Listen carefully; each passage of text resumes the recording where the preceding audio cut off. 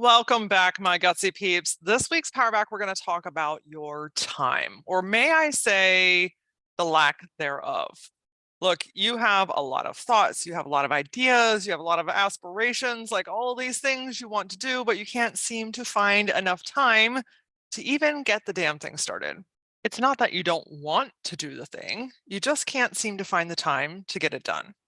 If you feel like time is not on your side and everything seems to be slipping away from underneath of you, then this week's Power Back is going to be a wonderfully loving, swift kick in the mental ass to help you get refocused so you can get your shit done. We're going to go over some very simplistic ways to reclaim your time and to be able to use your time more efficiently. And here is the cold, hard truth, my friends. There will never be enough time if you don't make space for it. Before we dig into the depths of your time, I want to reintroduce you to the Gutsy Collective. I found that over the years, look, I've been building a business for over 15 years, almost 16 at this point, and I have found that doing it with other like-minded people, having people to be a sounding board, people to celebrate when something goes really great, and just to help pick you up when your brain seems to want to take over is invaluable. And I feel like being able to share this space with you on the Gutsy podcast is everything, but I feel like there's so much more. There's so many more opportunities for us to grow together, to connect, and to really support one another through our journeys. So I've expanded the Gutsy Collective to also be a free Facebook group, a place for you as the listener and other like-minded female entrepreneurs to come together, connect, share tips and tools, ways to streamline your business. We're going to be doing some live podcast interviews in the future. Just a great place, a community for you to learn tools to help shift your mindset, to help keep you focused, and to help you achieve the things that you know that you're capable of, but your brain likes to tell you otherwise. So if you've been looking for community, if you're ready to take your business to the next level, if you're ready to shift the bullshit that has been holding you back, go to LauraAura.com, click on the Gutsy Collective, and it will take you to the Facebook group. All right, so let's talk about time. Time seems to be one of those things where, like, you look at somebody and you wonder, how in the hell do they get so many things done? How do they have so many things going on and everything seemingly looks like it's effortless and it's always moving and stuff's happening, and how are they getting all this accomplished? And I can't even seem to get started on the thing that I want to do. First of all, I want to reassure you that you are not the only one that feels like this. So on my website, I have a quiz. It's called the Power Leak Quiz, and it helps you identify if you are unintentionally giving away your power to something. One of the top, always, since the day one, like almost a year ago of launching this quiz, one of the top reasons and top power leaks that women in business have is their time. I don't have enough time. There doesn't seem to be enough time. There's always something going on. There's something more important. I've got kids at home. I'm stretched too thin. I mean, we could lay out the thoughts, the excuses. Yes, I'm going to go there. The excuses and the life circumstances that are stopping amazing, talented women like you from actually achieving the shit that you know that you're capable of. And probably even more of the things that you don't even know you're capable of yet.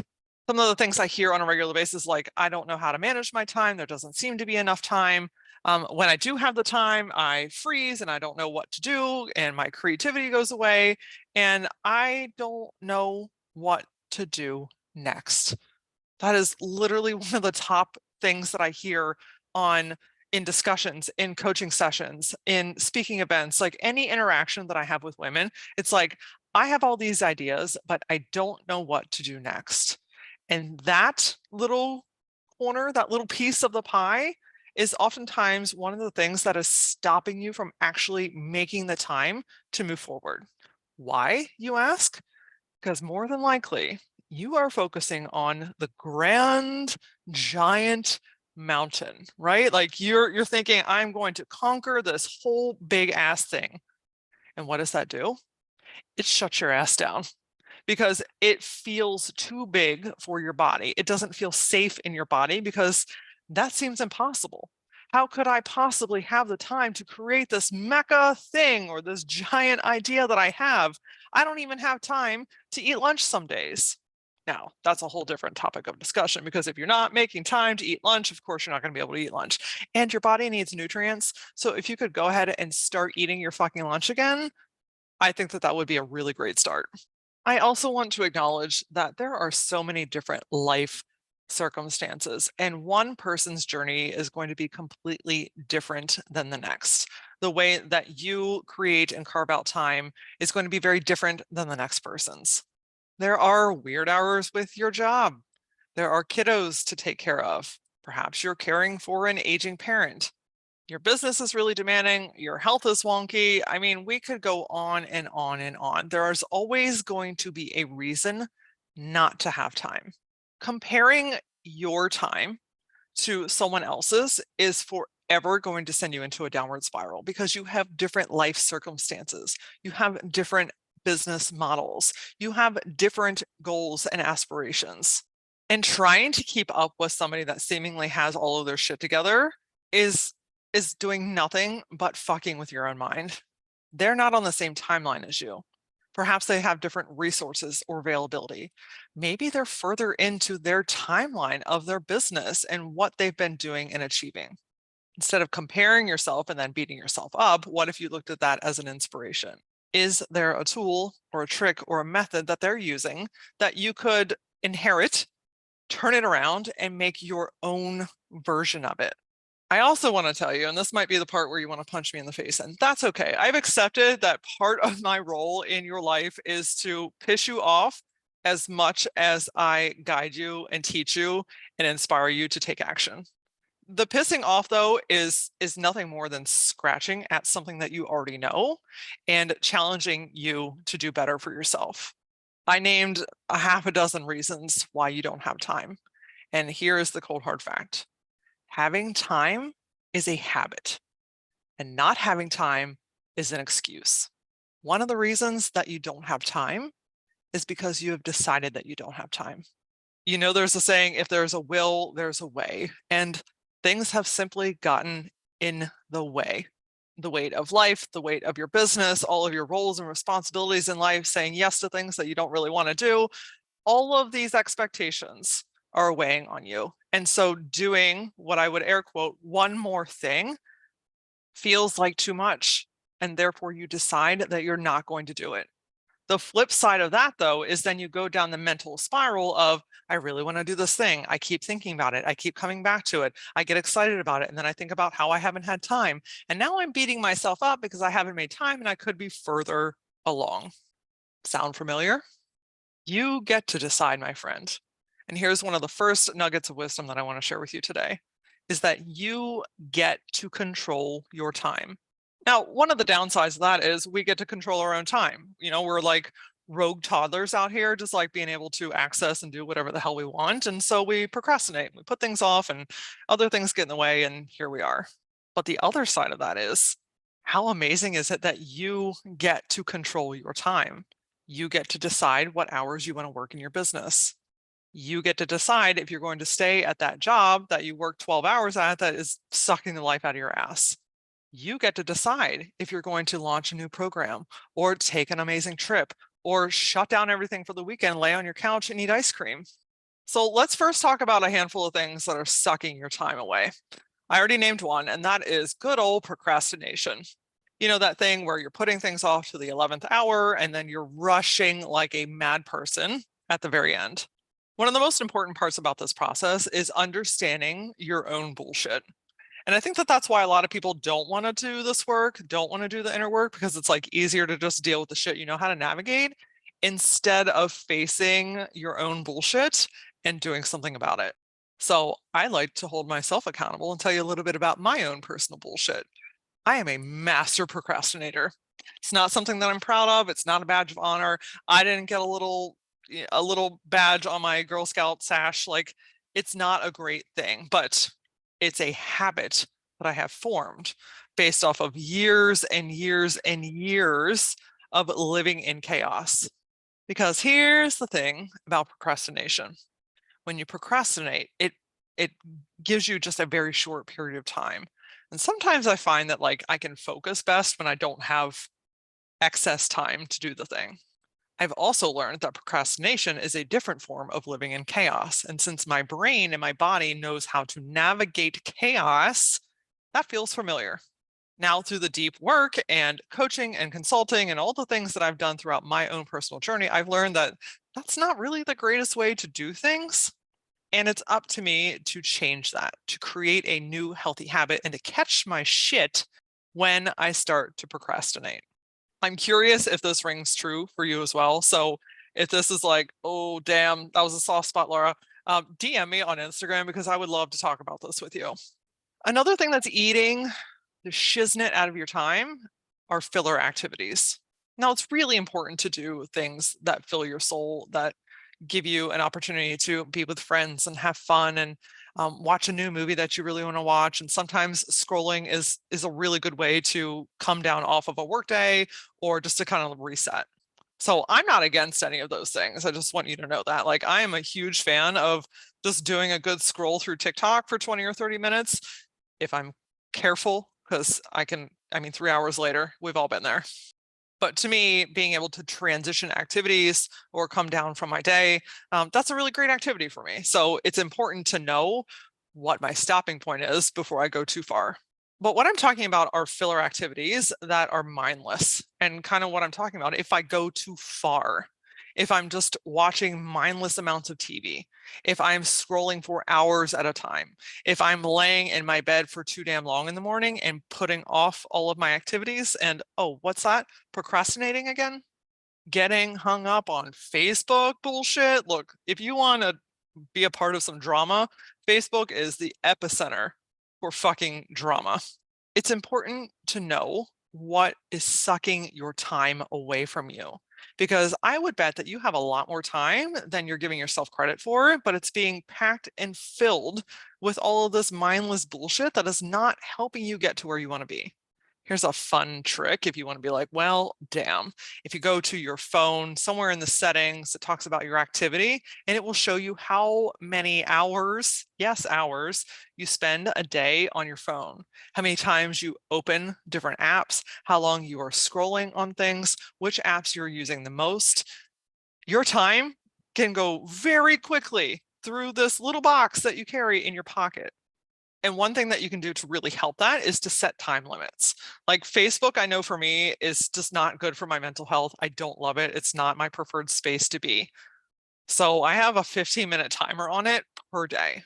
So look at where you're spending a lot of time that's not adding value into your life and set some timers on your phone. That can really make a huge difference because it's like holding you accountable. It's saying, okay, listen, Laura, you're reaching your max here. We need to get off here and do something else. Another thing that's probably sucking the life out of your time is how much time you spend thinking and talking about how much time you don't have. And that's kind of a little bit of a mindfuckery in its own, because if you think about how many hours, minutes, or seconds you spend every day thinking about or having conversations with people about how much time you don't have, how much more shit could you have gotten done in that time? A lot of the things that you're thinking about doing actually don't take a ton of time, but your brain has convinced you again that there's this giant thing that you need to accomplish, where really the way to accomplish that big thing is dedicating time to the small steps along the way. So the next time you start to complain or vent to somebody about how much time you don't have, catch yourself. Stop yourself in the moment and say, you know what? I'm about to go there. What if I use this time to actually do the thing that I want to do?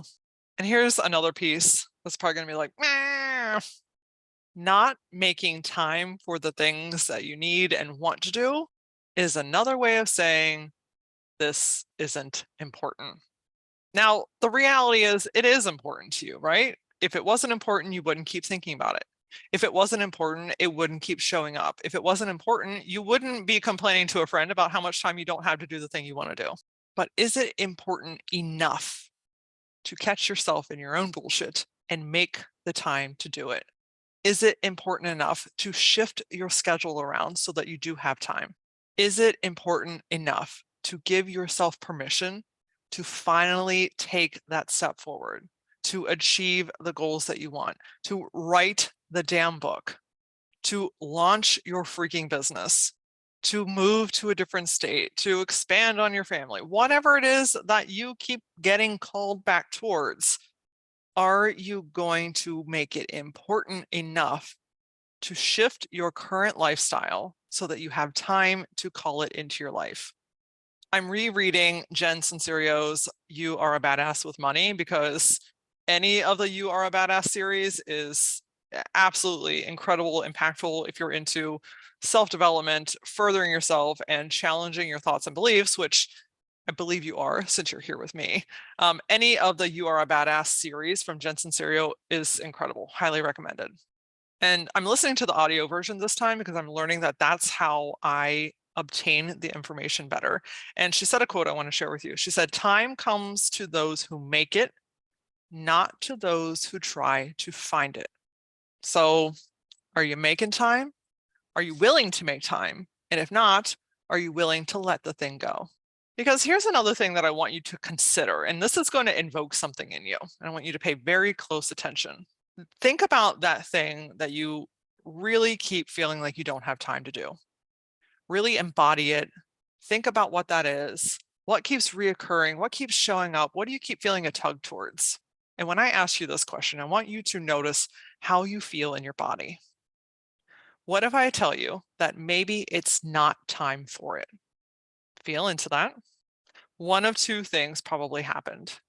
You either felt relieved, knowing that, okay, I don't have to do this right now. Knowing that just because I don't do it right now doesn't mean it's not for me. Doesn't mean that it's gone. Doesn't mean that I've missed anything. Maybe I don't have to try and force myself to do this right now, but I can put it on the back burner. I can put it in my pocket and carry it with me. And when the time is appropriate, I still have it. Or the other way that you probably felt was ready to fight. Your body is like, no, this is for me. This is now. I've been leading up to this. I've been thinking about this long enough. I've been bitching about this long enough. I've been dreaming about this and Pinteresting it and like putting all these things into place. And to say it's not time to do it right now, what? And if that's the case, maybe this is the season for it.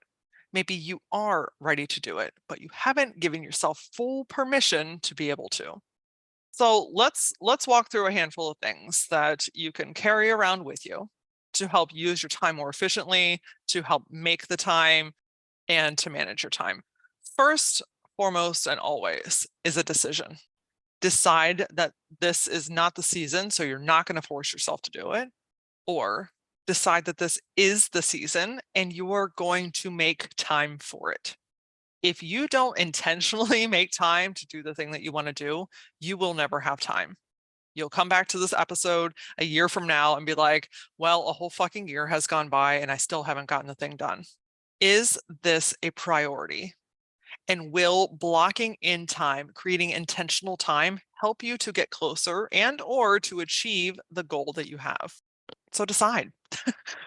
One of the top things that stop people is the indecision, the wavering back and forth, the swaying, the maybe and I don't know, and like all this shit that happens in your brain.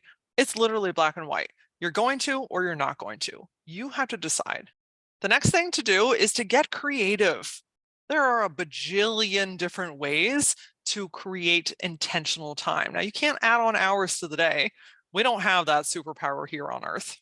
And while time sometimes feels irrelevant and there's always like multiple things happening at the same time, creating intentional time in your physical realm is essential. Something that helps a lot of people is time blocking. So if you've not heard of time blocking, it's literally blocking in a certain amount of time in your calendar, in your day to get your shit done. So for instance, one of my favorite ways to time block are no meeting Mondays. So if I don't create intentional time to work on my business, in my business, business strategy, business development, expansion, just having like creative free space to do my own work, it's not going to happen. People will forever need things.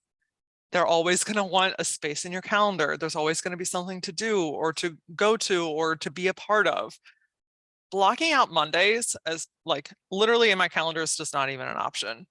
I don't meet with anybody on Mondays. And even when somebody's like, oh, could you just on a Monday? And every once in a while, I feel that tug to like, well, I could just, I remember back to when I was just giving away my calendar like it was like fucking Mardi Gras. There's no titty shaking when I hand out all of my fucking time. So holding the space intentional, holding your space sacred, saying no is essential to give yourself the time to do the things that you need to do. And sometimes creating intentional time is doing some wonky things. And again, a lot of times these are in like seasons. So if you are building something, if you're getting started with something, if it requires a lot of brain power or focus, it's going to require you to do new things. And so if you've got lots of little kids at home, sometimes you have to get up before they do. Sometimes you need to stay up after they do. Sometimes you need to book a sitter to get away, to go away for 3 hours and sit in a coffee shop with some headphones on, listening to your favorite music, drinking a cup of coffee or a tea, and fucking focusing. Something else that helps is changing your atmosphere. I've learned about myself that there are certain types of activities that I enjoy doing in different atmospheres. So, for instance, when I'm writing my content for the week or for the month, I have this sitting room in my house. And it's got my crystals and my feathers and these beautiful things that when the sun hits it, like rainbows go all over the wall. And it's got a couch with a blanket that feels really good. And I'm very creative in that space. And so when I'm creating content, I love to sit in there. If I'm at my office, I can do it, but there's shit happening. Like my office is temporarily on the first floor of my building, and there's cars driving by and there's people walking by and everyone's waving, and like there's just different stuff happening, which makes it a little bit harder for me to focus. So changing your atmosphere and knowing where you need to be, giving yourself permission to change your space, to go somewhere different, to do something differently can really, really, really make a big impact. And lastly, ask for help. I know you don't like to do that. You don't want to seem weak. You don't want to feel like you can't do it all on yourself. Like all this stuff that starts running through your head. Look, it's not working the way that it's going right now, is it? So there's no badge of honor. Asking for help is not a sign of weakness. It's a sign of strength. It's saying, I have something important to do and I need some help and guidance to do it. So whether that's something technical in your business that you're just not good at and you really don't want to spend your time researching and developing and learning and like going through this whole system, there are people out there that chances are already know how to master it without you having to do a single ounce of research. Hire somebody to help you. You can, there are contractors all around the world that are like hungry for work to support you. If there's a task that just seems to be like eating your time and it's something that's important, but not so important that you need to be the one to do it, delegate that shit. And before you try and tell me I don't have the money to do that, I can promise you that you can. You will, and you'll find a way if it's important. If it comes back to the kiddos at home, hire a sitter, change your atmosphere, get out of your house. There are always ways. It just depends on what you convince yourself is available to you. And one of the most important things about taking your power back with your time is eliminating distractions when you are focusing. Your phone, for instance, put it on do not disturb. Close your email tab on everything. One of the best things that I ever did was turn off email notifications on my phone because my phone is always with me, but my brain and my body are not always prepared to work. And I found that the notification of email always sent me back into have to mode and fix it mode and be available mode. You can turn off notifications to everything on your phone. And so look at the different things that keep pulling you back down into the trenches of something, especially when you're trying to focus on your work or on your goal. Coming back to the time blocking in the first portion of this section, is also blocking in time in your calendar. We talked about eating your lunch. Eating is important. Getting away from your computer is important. So blocking in time in your calendar to say, hey, from 12:30 to 1 is my lunchtime, non-negotiable. I don't accept appointments in that slot. Setting up a no meeting day, creating time each day to work in your business. Like really understand how it is that you work and what you need. Some people work amazing at the ass crack of dawn. Look, if you ask me to get up and do some work at 5 a.m., It's just not going to happen. But that may be your brilliant time before the world wakes up and everything is quiet and everything feels really solid. That may be your time to shine. So if it is, give yourself permission to utilize that time. The secret to having more time is deciding and doing. Like I told you earlier, there is a million reasons why you don't have time to do the things, but creating that time to be able to do the things you want to do, to achieve your goals, to actually get your shit started comes down to deciding to have time, blocking in intentional time to do it, and then fucking focusing. Remember, you get to decide how you use your time. And one of the most powerful things that you can do is deciding that your goal is important enough. Your body is important enough. Your desires are important enough to create and protect the shit out of the time that you need to do your things. Remember that excuses are what's stopping you, not the clock. I would love to hear what aha moments that you had from today's episode. So whether you go to the app that you're listening on and leave a review, or pop over to TikTok or Instagram and send me a message, tell me what came up for you. What was an aha moment? What's something that you feel like you are ready to implement today, this week, right now? And then come back next Tuesday. We're talking about scaling a handmade business. So if you are a small business owner, and particularly if you are hand making a product and growing and scaling that, next week's episode, number 151, is going to be really powerful for you. You can also join the conversation by joining the Gutsy Collective. Again, there's a link in my bio to join that and get social with me. I'm at that LauraAura on all the things. And until I see you next time, stay gutsy.